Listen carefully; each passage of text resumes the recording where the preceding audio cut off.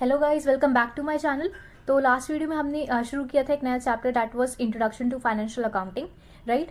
तो एक बार जल्दी से ओवरव्यू कर लेते हैं कि लास्ट वीडियो में हमने क्या देखा था, उसके बाद हम जल्दी से आगे प्रोसीड करेंगे। ओके, तो लास्ट वीडियो में गाइस हमने ये देख लिया था कि बेसिकली अकाउंट्स होता क्या है, क्या अकाउंट्स की डेफिनेशन क्या है, राइट, उसका सिग्निफिकेंस क्या है, इंपॉर्टेंस क्या है, और अकाउंटिंग हम कैसे करते हैं, किस तरीके से हम ट्रांजैक्शंस को रिकॉर्ड करते हैं। तो गाइस लास्ट वीडियो में हमने देखा था कि अकाउंटिंग क्या होता है। Accounting is classification and recording of important data like monetary transactions, right. मतलब कि हम अकाउंटिंग में क्या आता है, अकाउंटिंग में आता है कि हम किस तरीके से अपनी ट्रांजैक्शंस को रिकॉर्ड करते हैं, है ना। और मॉनेटरी ट्रांजैक्शंस ही अकाउंटिंग के अंदर आ सकते हैं, इन मॉनेटरी ट्रांजैक्शन अकाउंटिंग के अंदर नहीं आ सकती, है ना। मॉनेटरी ट्रांजैक्शन क्या होती है, जिसमें पैसों का लेन देन होता है, जिसमें करेंसी इन्वॉल्व होती है, राइट। उसके बाद आता है हमारा बिजनेस। मैंने आपको बताया था कि बिजनेस तीन एक्टिविटी से चलता है, that is a financial activity, investing activity and operating activity, right. Financial activity में क्या होता है, जिसमें हम अपने बिजनेस में पैसा लगा रहे हैं, राइट। या तो पैसा हम खुद लगा सकते हैं, ओनर खुद का पैसा लगा सकता है, या फिर वो बैंक से फंड ले सकता है, राइट। इन्वेस्टिंग उसके बाद फाइनेंशियल एक्टिविटी के बाद आता है हमारा इन्वेस्टिंग एक्टिविटी। इन्वेस्टिंग एक्टिविटी में क्या होता है, हमने जो पैसा लगाया उसको हम कहाँ किस तरीके से यूज कर रहे हैं, कहाँ पे मैनेज कर रहे हैं। हमने उसके लिए अपने बिजनेस के लिए सामान खरीदा, मशीनरी खरीदी, लेबर खरीदे, राइट। तो ये सब आता है हमारे इन्वेस्टिंग एक्टिविटीज में। थर्ड एक्टिविटी होती है ऑपरेटिंग एक्टिविटी, जब हम फाइनली अपने बिजनेस को रन करते हैं। ओके, अब हमें ये देखना था कि हम एक अकाउंट को कैसे बनाते हैं, ठीक है। हम कैसे एक ट्रांजैक्शन अपने अकाउंट्स की फाइल बनाते हैं, कैसे हम एक जूर्नल बनाते हैं। तो सबसे पहले तो हम अपनी ट्रांजैक्शंस को रिकॉर्ड करते हैं, है ना, जिसको जूर्नल बोलते हैं। उसके बाद हम उसको क्लासिफाई करते हैं, राइट, जिसको लेजर बोलते हैं। क्लासिफाई करने के बाद हम उसको समराइज करते हैं, हम देखते हैं कि हमसे कोई गलती तो नहीं हो गई, हम उसको समराइज करते हैं इनकम स्टेटमेंट, बैलेंस शीट, इन सब के ट्रायल बैलेंस, इन सब के मेथड को यूज करके, राइट। समराइज करने के बाद हम उसको एनालाइज करते हैं कि हमारा जो पैसा है वो कहाँ कहाँ लग रहा है, कितना कहाँ लग रहा है, राइट। अब ये एनालाइज करने के क्या क्या तरीके होते हैं, एक होता है हमारा horizontal analysis, vertical analysis, ratio analysis, cash flow analysis, right, ये सारे होते हैं। उसके बाद आता है हमारा कम्युनिकेटिंग। इसका मतलब क्या है कि जब पूरा एक साल कंप्लीट हो जाता है हम उसकी एनुअल रिपोर्ट बनाते हैं, राइट। तो हमने लास्ट वीडियो में यहाँ तक करा था, तो इसके आगे आज हम प्रोसीड करेंगे। ओके गाइस, तो आपने देखा होगा कि लास्ट वीडियो में हमने कुछ टर्म्स देखे थे, है ना। तो अगर हमें उस टर्म्स का मतलब पता ही नहीं होगा तो इन सबको करने का कोई फायदा नहीं है। तो एक बार हम जल्दी से जो अकाउंट्स में जो जो हमारी इंपॉर्टेंट टर्मिनोलॉजीज है, हम उसको एक बार गो थ्रू कर लेते हैं, ठीक है, ताकि आपको समझने में ज्यादा आसानी हो जाए। ओके, तो सबसे पहला है अकाउंट। तो एक अकाउंट क्या होता है, अकाउंट इज अ सेक्शन और a head under which details are recorded. Account एक ऐसा सेक्शन है, एक ऐसा फाइल होती है जिसके अंदर अपनी ट्रांजैक्शंस को हम रिकॉर्ड करते हैं, ठीक है। जूर्नल क्या होता है, अब बुक, जूर्नल बेसिकली पेपर या book, chronological record of transactions, ठीक है। एक जूर्नल में क्या होता है, जूर्नल में guys, journal and account is one of the same things एक तरीके से। ओके, तो एक जूर्नल में क्या होता है, जूर्नल में क्रोनोलॉजिकल वाइज कह सकते हैं कि आप डेट वाइज, ठीक है, ट्रांजैक्शंस रिकॉर्डेड होती है, कौन सी ट्रांजैक्शन पहले हुई, कौन सी बाद में हुई, ऐसे एक सब्जेक्ट वाइज डेट वाइज हमारी ट्रांजैक्शन रिकॉर्ड होती है। Okay, then laser. लेजर क्या होता है गाइस, लेजर होता है कंटेन मल्टीपल अकाउंट रिकॉर्ड्स। जब बहुत सारे अकाउंट है, हमारी मल्टीपल फाइल्स है, उसको हमने एक फोल्डर के अंदर डाल दिया, है ना। जैसे कि हमारा डेस्कटॉप पे हमारी 4-5 फाइल है, उसका हमने एक फोल्डर बना दिया, राइट। तो उसी तरीके से हमारे 4-5 अकाउंट्स हैं, उस अकाउंट्स को हमने एक साथ जब हमने एक्यूमुलेट कर दिया तो वो हमारा लेजर बन जाता है।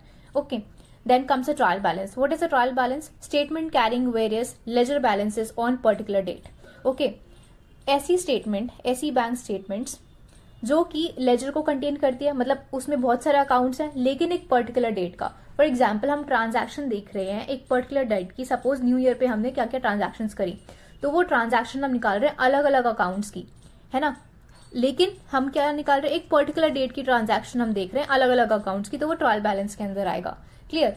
उसके बाद आती है हमारी income statement. What is income statement, income expense with the resultant profit and loss. Okay, income statement में गाइस हमारा पूरा ट्रांजैक्शन होता है, पूरा हमारा रिकॉर्ड होता है ट्रांजैक्शन का, प्लस इसके साथ साथ इनकम स्टेटमेंट में हमें ये भी पता चल रहा होता है कि हमें कहाँ प्रॉफिट हो रहा है, कहाँ लॉस हो रहा है।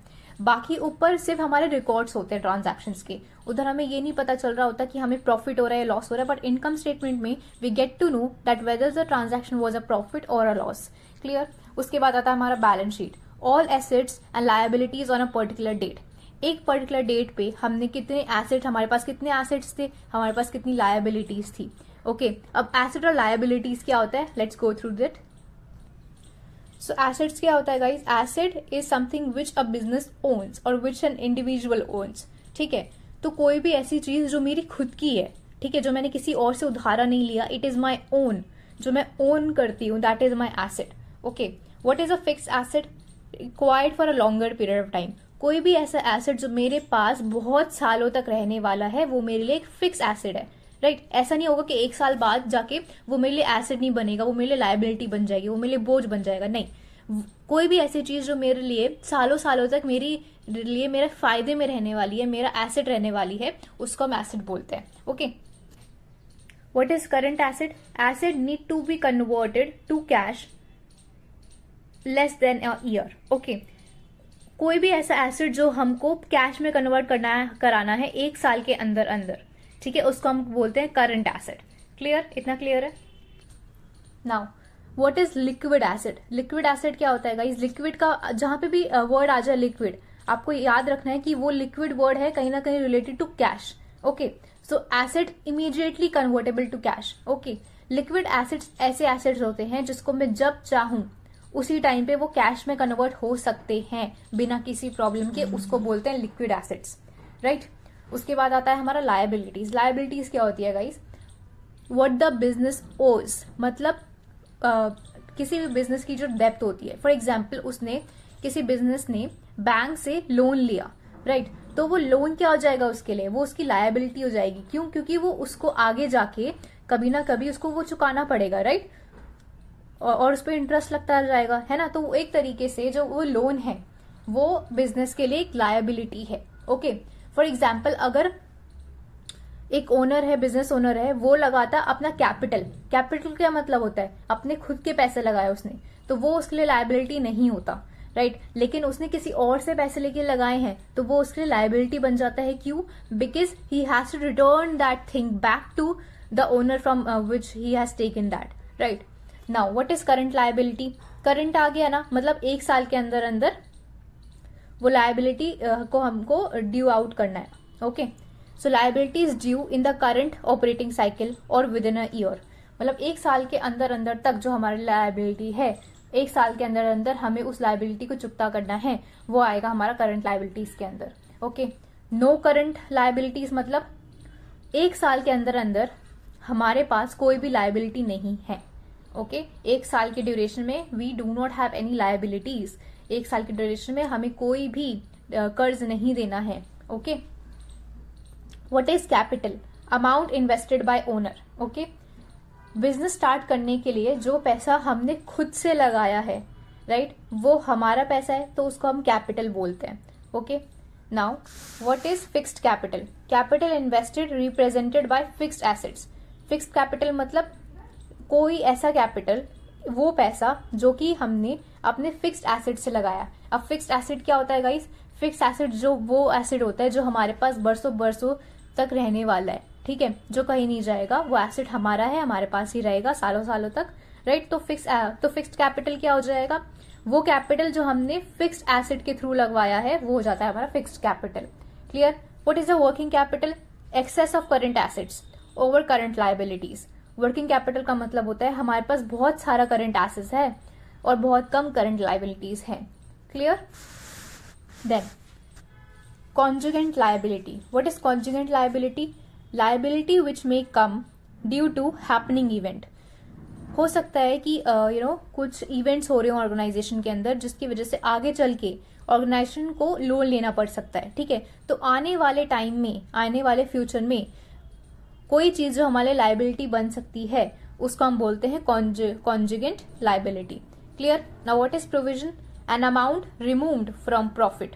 कोई भी ऐसी अमाउंट जो हमने प्रॉफिट से रिमूव कर दी है क्योंकि वो अब हमें लॉस दे रही है, उसको हम बोलते हैं प्रोविजन। क्लियर। तो गाइज ये कुछ इंपॉर्टेंट टर्मिनोलॉजीज थी जो कि बहुत ज़्यादा इंपॉर्टेंट है, क्योंकि अगर आपको ये सारी टर्मिनोलॉजीज आपको अगर ये सारी टर्मिनोलॉजीज नहीं आएंगी समझ में, तो आपके लिए आगे समझना बहुत ज़्यादा मुश्किल हो जाएगा, राइट। तो एक बार इन सबको ग्रो थ्रू कर लेना, ओके। तो इस वीडियो में हम बस यही करेंगे। नेक्स्ट वीडियो में गाइज जो पार्ट 3 आएगा, दैट इज इस वीडियो का अपलोड होने के बाद, वो लास्ट वीडियो होगी इस चैप्टर की, ओके गाइज। तो ये हमारा एक जो सब टॉपिक है वो हमारा कंप्लीट हो गया होगा, उसके बाद हम दूसरे चैप्टर की ओर बढ़ेंगे। Thank you so much. कोई भी डाउट होगा तो please comment in the section box, I will try to reply all of them.